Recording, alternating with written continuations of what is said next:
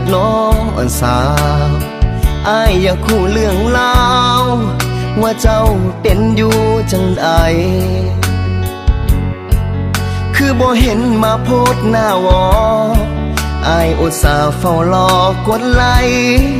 หรือเจ้าแอบมีภัยคนใหม่เข้ามายันเจ้าเปลี่ยนแปลงไปสมัครเฟซใหม่เพื่อลืมอ้ายบ่เห็นเจ้าออนไลน์อ้ายใจหายหูบ่กันดาจุดสีเขียวไอ้เฝ้ารอบ่มีน้องขึ้นอ่อนแล้วนะทั้งข้อความที่ส่งไปหา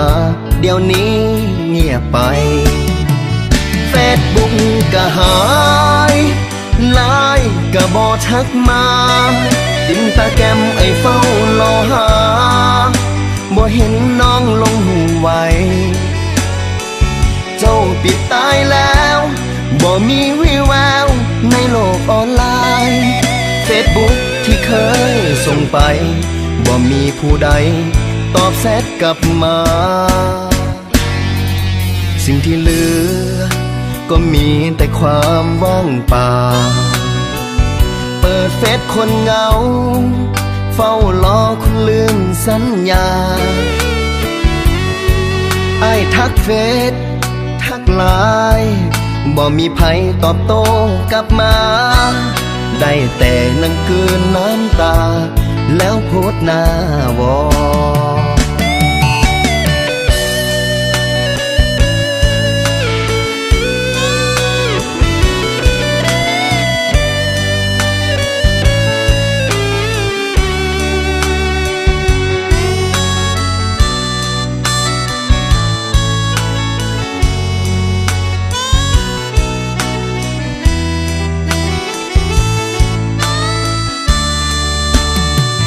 เฟซบุ๊กก็หา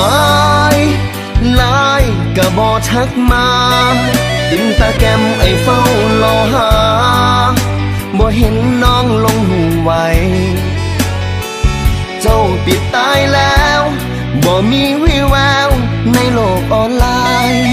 เฟซบุ๊กที่เคยส่งไปบ่มีผู้ใดตอบแชทกลับมา